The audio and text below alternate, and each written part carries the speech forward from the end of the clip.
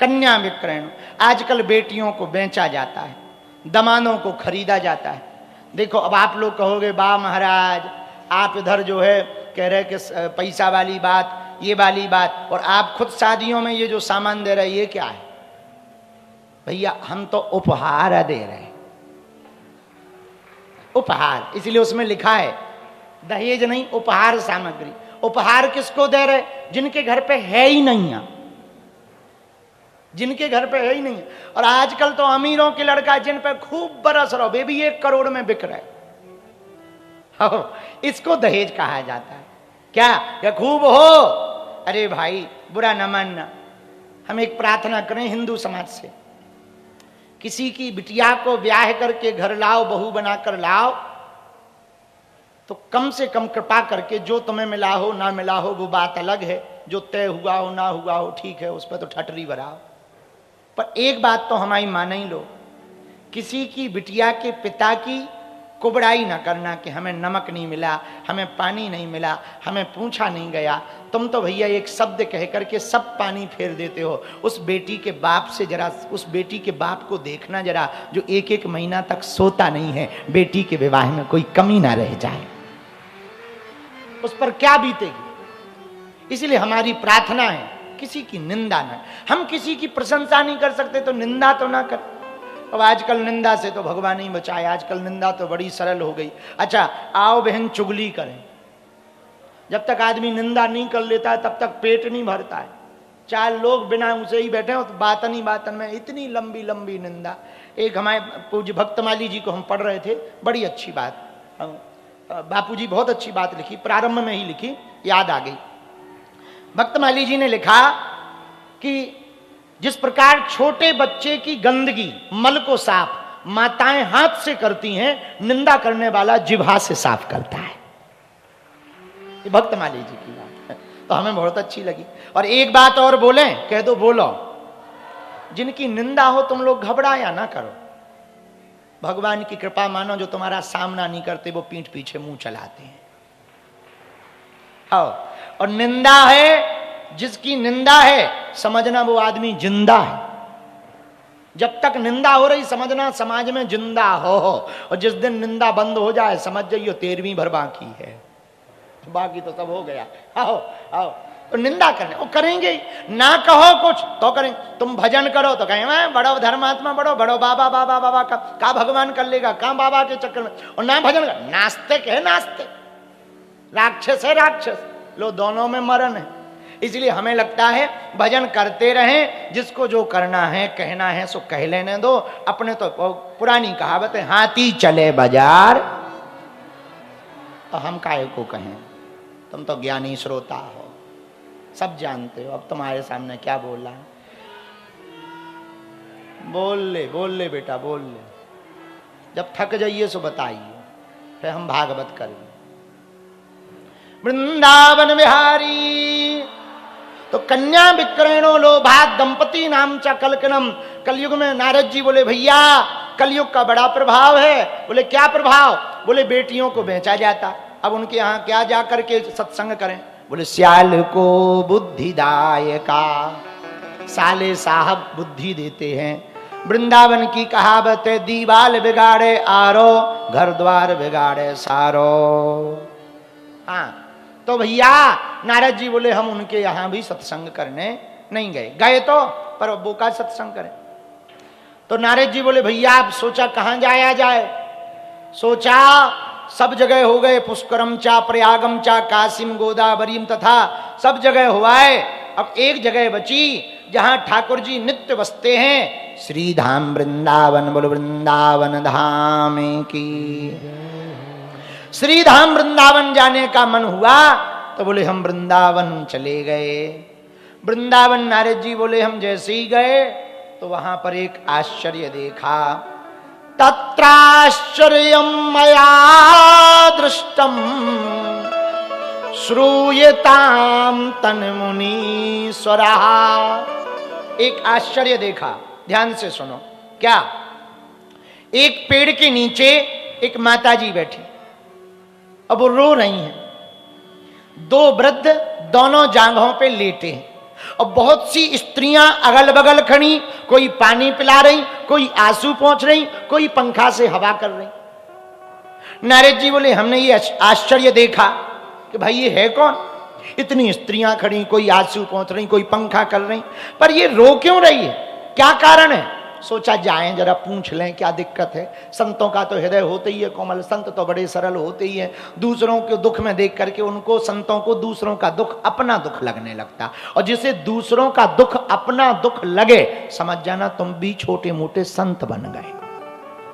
हाँ हाँ, जिसे भी दूसरों का दुख देख करके लगे ये तो हमारे ही है, हमारे, तो समझ जाना तुम भी संत बन रहे हो, और ये प्रोसेस जारी रखो। हाँ, संत का कपड़ा पहनने वाले भर थोड़ी संत होते कि हमारे जैसे लाल झामा पहन लिया और 3 किलो का चंदन लगा लिया, 5 किलो रुद्राक्ष की माला बने। बाबा बनना सरल है पर बाबा हो जाना कठिन है। बनना तो बहुत सरल है, 500 रुपया में बन जाओगे, ज्यादा है कल हमारे पास आना, हम बना देंगे 500 रुपया में। 300 का करता, 200 की लुंगी, 2.5 रुपया को चंदन, रुद्राक्ष की माला यहां पड़ी है, लो बन गए बाबा। कुछ लोग तो डबल BA मिला के बाबा बन जाते, 2 बार BA करी, नौकरी नहीं लगी, सो दोनों मिला दी, सो बाबा। कुछ ऐसे भी बाबा होते हैं, घर में भाई खटपट, सो चल बाबा के मटपट, गुरुजी ने काटी चोटी, मांग खा बेटा रोटी। कुछ ऐसे भी बाबा होते हैं। और भी कुछ बाबा होते हैं, बाबा अनेक प्रकार के होते हैं। अब बाबाओं पे क्या चर्चा करना, बुरा न मानना, आप भी बाबा ही हो, कहीं ना कहीं से तो बाबा हो ही हो, देख लेना, थोड़ा आत्मचिंतन करना कहाँ से बाबा हो। कई प्रकार के बाबा होते हैं, कुछ पत्नी प्रताड़ित बाबा होते हो, इसलिए भी बाबा बन जाते हैं। हम इसलिए ये ज्ञान अभी दे रहे क्योंकि हमारी है नहीं है, आ जाएगी तो फिर बाद में बताएंगे कि ज्ञान देना है कि नहीं देना है, ये ज्ञान तभी पता लगेगा। तो अभी तो हम ये प्रवचन सुना सकते हैं, कोई दिक्कत ही नहीं है, अभी परम स्वतंत्र ना सर पे कोई। तो कुछ लोग पत्नी प्रताड़ित भी बाबा होते हैं। एक चेला हमें मिला, हमने कहा भाई क्या बात है, बोले अब तो वैराग्य आ गया, हम कि आ ही जाता है इस उम्र में, कितनी अवस्था हो गई, बोले 45 साल। हम कहा वैराग्य में से आया क्यों तुम्हारे अंदर, बोले और कुछ, किल से पक गए हम तो कलेश से पक गए। किसके कलेश, घरवाली के। हमने कहा कि इसको मौसम का बाबा कहते हैं, कोई बात नहीं, पत्नी प्रताड़ित बाबा हो बनो, कोई बात नहीं, बहुत अच्छा।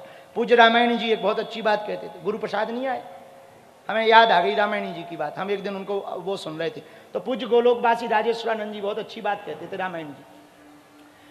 वो कह रहे थे कि एक जन ने, किसी ने प्रश्न किया कि वाह तुलसीदास जी की महिमा थोड़ी है, तुलसीदास जी की पत्नी की महिमा है, न पत्नी डांटती न तुलसीदास जी तुलसीदास बन पाते।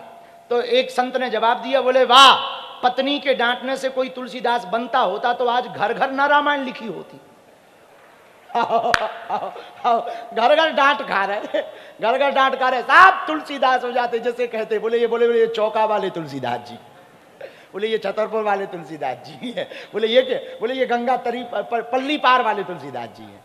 इतने तुलसीदास होते कि घर घर तुलसीदास होते। कुछ लोग डांट क्या मारपीट भी खा जाते। हाँ, जहां थे वहां सुनो, बुरा ना मानना। महात्मा, साधु, बाबा, अनेक नाम है, ऋषि मुनि, बनना तो सरल है, हो जाना बड़ा कठिन है।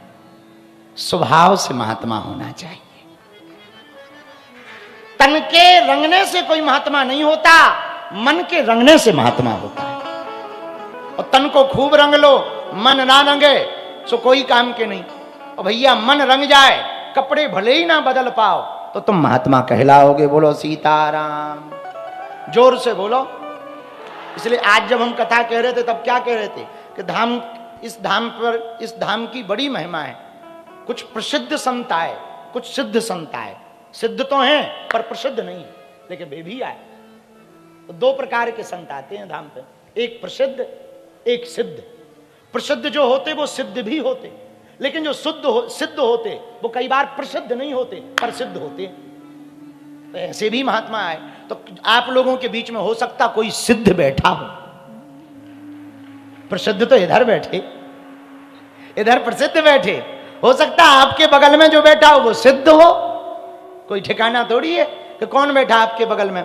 तो महात्मा, एक बात और कहें भैया, बुरा ना मानना,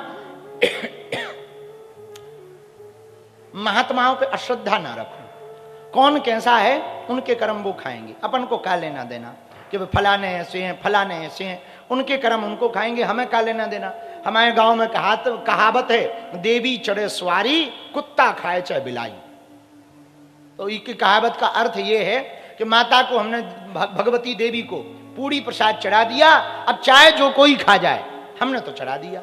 ऐसे वो महात्मा कैसे हैं, वो उनका काम। आप अपने मुंह से निंदा ना करो, आप अपने मुंह से किसी की निंदा मत करो। अपना भैया भैया वो अपने लिए बढ़िया है, हमारी तो तुमसे यही प्रार्थना। और कोई हमारी भी निंदा करे ना तो तुम जवाब ना दो, सेम टू यू बोल दिया करो। सीधा सा उपाय, सरल सा।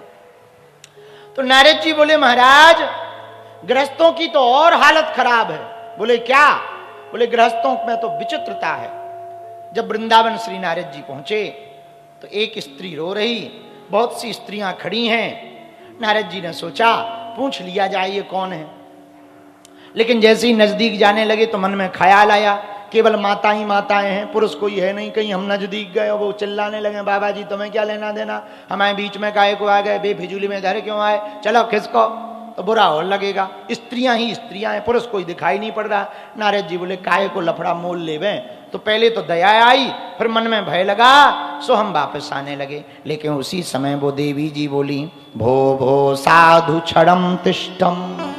महाराज, ओ महाराज, अरे रुको रुको रुको महाराज, कहां वापस जा रहे, रुको रुको। संतों के तो दर्शन से ही दुख दूर हो जाते हैं और आप तो चलकर हमारे पास आ रहे। भैया तुम चलकर संत के पास जाओ ये भाग्य है, पर संत चलकर तुम्हारे पास आए ये परम सौभाग्य है?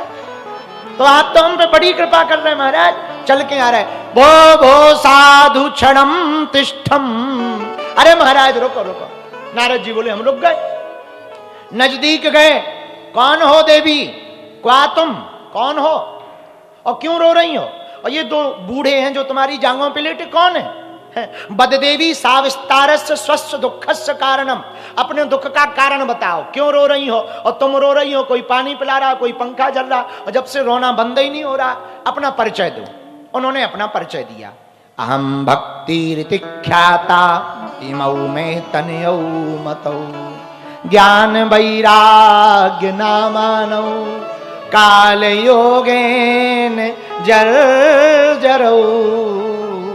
महाराज हमारा नाम भक्ति है। ये जो दो लेटे हैं ना, एक का नाम ज्ञान है, एक का नाम वैराग्य है, लेकिन हालत देखो क्या। भक्ति माता बोली हम मां हैं, ये बेटे हैं, हम जवान हैं, ये दोनों बूढ़े हैं। अब बताओ, बेटा बूढ़े हैं, मां जवान है, कारण क्या है? कलयुग का प्रभाव। नारद जी बोले अच्छा, बोले हाँ। पूरा विस्तार पूर्वक भक्ति माता ने बताया। हम अपने जन्म के बारे में, इधर गए उधर गए, सब जगह गए, कहीं में पली बड़ी हुई, कहीं में कुछ कहीं कुछ।